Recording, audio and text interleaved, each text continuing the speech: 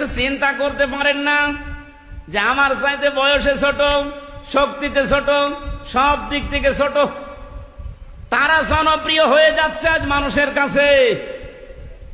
তাদের আচার ব্যবহার, তাদের চরিত্র, তাদের অ্যাক্টিভিটিস, কাজকর্ম, তারা যা যা করে মানুষ আজ তাদেরকে অ্যাকসেপ্ট করে, গ্রহণ করে নেয়, তাদেরকে ভালোবাসে। আর আমি এত পুরাতন মানুষ, আমাদেরকে দেখলেই মানুষ খালি সাদাবাজ বলে।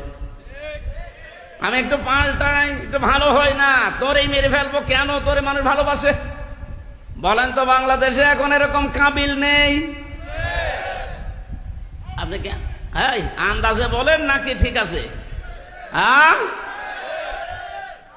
এর পক্ষে একটা হাদিস পড়ছিলাম, নাকি বলবো না?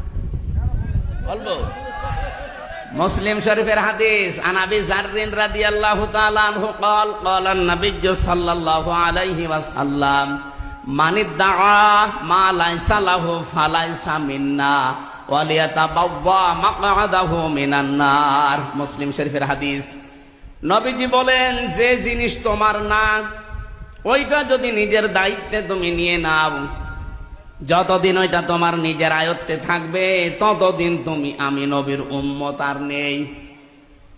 বলেন তো, আগস্টের 5 তারিখের পর থেকে বাংলাদেশে বহু মানুষ এমন অন্যের জিনিস নিজের দখলে নিয়ে, বাবা শাহজালাল সব হালাল। আরে ভাই, কুমিল্লায় নাই, নেই, অন্য জেলায় তো আছে।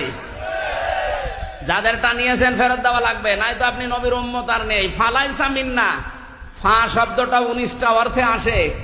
উপরে বর্ণিত যেটা বললেন, মানে দামা লাইসা লাহু, ওটা যদি আপনার ভেতরে থাকে, ফালাইসা মিন্না, আপনি নবীর উম্মত আর নেই।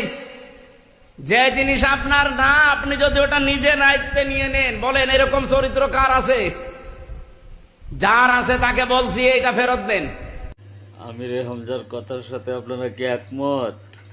আমি কিন্তু একমত। চিন্তা করে তারপরে কমেন্ট করি।